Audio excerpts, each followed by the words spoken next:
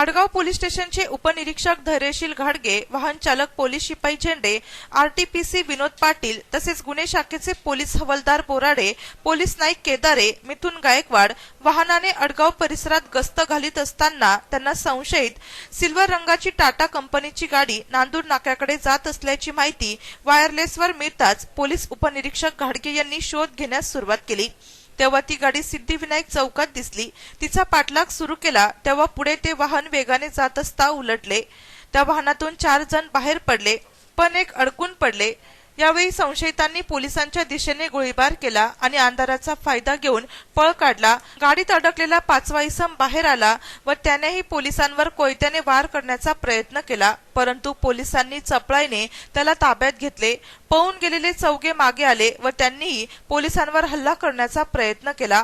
उपनिरीक्षक घाडगे यांनी सावधगिरी म्हणून संशयितांच्या पायाच्या दिशेने गोळी धाडली तेव्हा 4ही फरार झाले। पोलिसांनी ताब्यात घेतलेल्या इसमाचे नाव राजेश गोलसिंग टाक असल्याचे त्याने सांगितले। या 5 जणांची वृंदावन नगर येथील ऋषिकेश कुलते यांच्या आरजे ज्वेलर्स नावाच्या दुकानावर दरोडा टाकण्याचा प्रयत्न केला असल्याची माहिती पुढे आली। याबाबत पोलीस आयुक्त विश्वास नांगरे पाटील यांनी अधिक माहिती दिली। आडगाव पोलीस स्टेशनच्या हद्दीमध्ये दरोड्याच्या तयारीत असणाऱ्या दरोडा घालत असताना एका कुख्यात गँगला पकडण्यात नाशिक शहर पोलिसांना यश मिळालेलं आहे। पीएसआय धैर्यशील घाडगे आणि त्यांचे 3 कर्मचारी हे नाईट राऊंडच्या पेट्रोलिंग मध्ये असताना त्यांना जागरूक नागरिकांकडून माहिती मिळाली की अशा पद्धतीनं आरजे ज्वेलर्स या दुकानावरती दरोड्याचा प्रयत्न सुरू आहे। ती टीम तिथे पोहोचली असताना इंडिका गाडीतून या दरोडेखोरांनी पलायनाचा प्रयत्न केला। त्या पलायनामध्ये त्या गाडीचा जी दरोडेखोरांची गाडी होती त्याचा ऍक्सिडेंट झाला। त्या 3 पलट्या गाडीने घेतल्या। आमची टीम मात्र तिथे गेली असताना त्यातले 4 जण बाहेर आले आणि त्यांनी त्यांच्याकडच्या बेकायदेशीर अग्निशस्त्रातून त्यांच्यावर फायरिंग केलं। या स्कपलमध्ये आमच्या टीमकडून पीएसआय घाडगे यांनी त्यांच्या सर्व्हिस रिव्हॉल्व्हरमधून एक फायर केला। त्यातल्या एका दरोडेखोराला तिथे पकडण्यात यश मिळालं। अतिशय चांगल्या कोऑर्डिनेशनमुळे आरपीएफ मनमाडला त्वरित माहिती गेल्यामुळे तिथं 2 दरोडेखोरांना पकडण्यात आरपीएफ पोलीसचे इन्स्पेक्टर मोरे यांना यश मिळालं।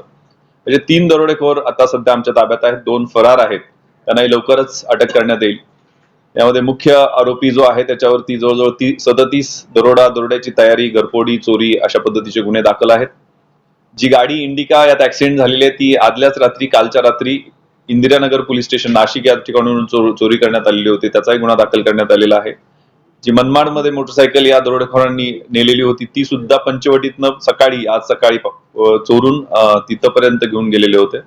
एक चांगलं कोऑर्डिनेशन मध्ये अतिशय उत्कृष्ट डिटेक्शनचा हा आणि गॅलंट आणि ब्रेव्ह ऍक्शन आमच्या अधिकारी कर्मचाऱ्यांचे आहे। त्याबद्दल या टीमला 35,000 रुपयाचं रिवॉर्ड घोषित करण्यात आलेलं आहे। गुन्ह्यांची लिस्ट पाहता यांचं कुख्यात गुन्हेगारांचं जे रेकॉर्ड आहे त्याचा विचार करता ही मोकासाठी फिट कारवाई आहे। चांगलं इन्व्हेस्टिगेशन करून यात कन्व्हिक्शन कसं मिळेल यासाठी आमचा प्रयत्न राहील।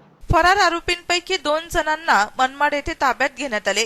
पोलीस उपनिरीक्षक धैर्यशील घाडगे व त्यांच्या सोबतचे कर्मचारी आरटीपीसी पोलीस शिपाई पाटील व चालक पोलीस शिपाई झेंडे यांनी उत्कृष्ट कामगिरी केल्याबद्दल पोलीस आयुक्त विश्वास नांगरे पाटील यांनी त्यांचे अभिनंदन करून त्यांना 35,000 रुपयांचे बक्षीस जाहीर केले।